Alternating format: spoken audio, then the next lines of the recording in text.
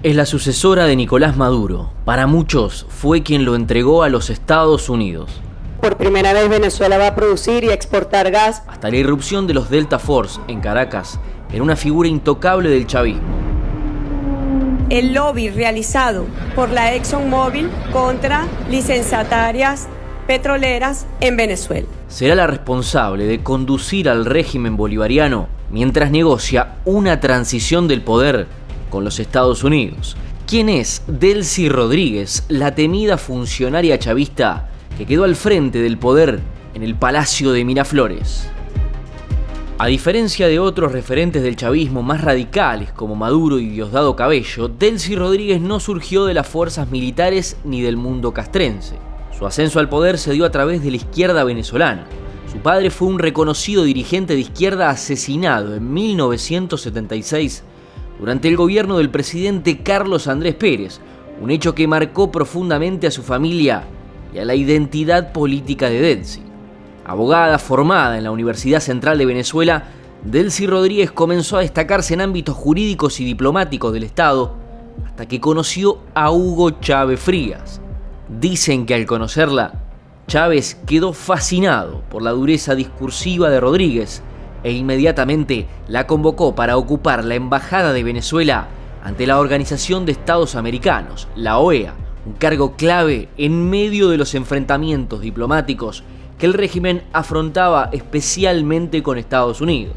Jamás imaginó Chávez que con el paso de los años, Delcy Rodríguez se convertiría en una de las figuras más poderosas y temidas del régimen. Tendrán en Venezuela una respuesta contundente si se atreven a dar ese paso en falso sobre nuestra región. En febrero de 2014, Venezuela entró en una de las olas de protestas más intensas desde la llegada del chavismo al poder. Las manifestaciones comenzaron en San Cristóbal, en el estado de Táchira.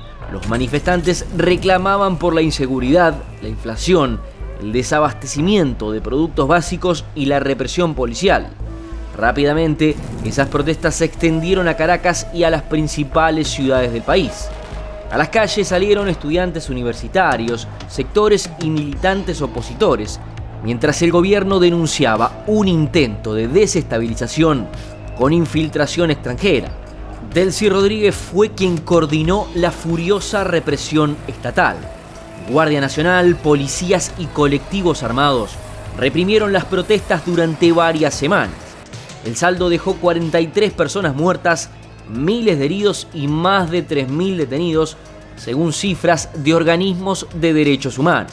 Lo curioso y decisivo vino después. Mientras el mundo denunciaba abusos y exigía explicaciones, desde la Cancillería, otra vez Delcy Rodríguez asumió la tarea de defender al gobierno de Nicolás Maduro. Se dedicó a negar sistemáticamente las denuncias y acusar a la oposición de terrorismo. Fue allí, en plena crisis, cuando dejó de ser una técnica del Estado y empezó a convertirse en una de las voces más duras del régimen. En diciembre de 2015 la oposición ganó por amplia mayoría la Asamblea Nacional, el primer gran revés electoral del régimen bolivariano en más de una década. A partir de ese momento el gobierno de Maduro comenzó a pasar por alto al Parlamento, apoyándose directamente en el Tribunal Supremo de Justicia y endureciendo así su discurso.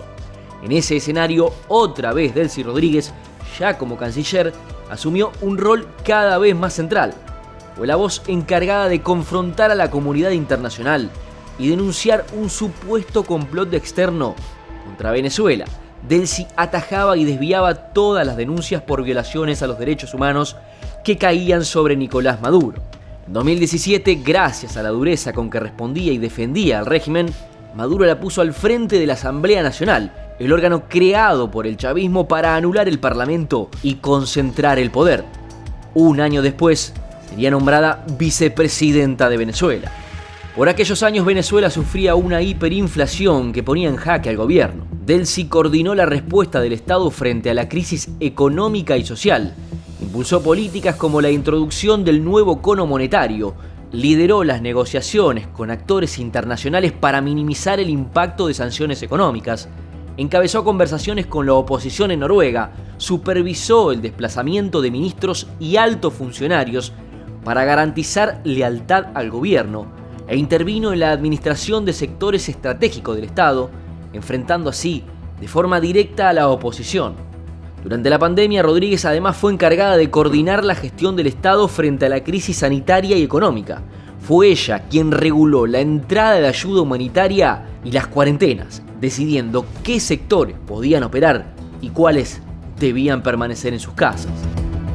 Mientras Donald Trump ya daba señales de tener un plan para derrocar a Maduro, Delcy Rodríguez seguía siendo una de las fieles defensoras del régimen. Íntegramente alineada con el discurso bolivariano, sostenía que las intenciones de Washington eran saquear el petróleo venezolano con la excusa de desmantelar un narcoestado. Pero detrás de esta animosidad hacia la Casa Blanca y esta defensa a ultranza del régimen, para muchos se escondía una segunda intención. De acuerdo a una investigación del Miami Herald, Delcy Rodríguez le había ofrecido a la Casa Blanca armar un gobierno de transición en Venezuela sin Nicolás Maduro. Esas sospechas se acrecentaron después de la madrugada del sábado 3 de enero de 2026, cuando un equipo de soldados de élite estadounidenses entró en Caracas y se llevó detenido a Maduro para juzgarlo en un tribunal de Nueva York. Vengo con dolor, pero debo decir que vengo también con honor a jurar en nombre de todos los venezolanos y en nombre de todas las venezolanas.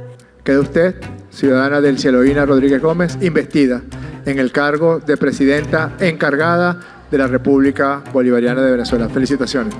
Delcy Rodríguez ya juró como presidenta de Venezuela ante la Asamblea Nacional, órgano que dirige ni más ni menos que su hermano Jorge Rodríguez. Hoy, la familia Rodríguez mueve los hilos políticos y militares del país, bajo la sombra de Donald Trump.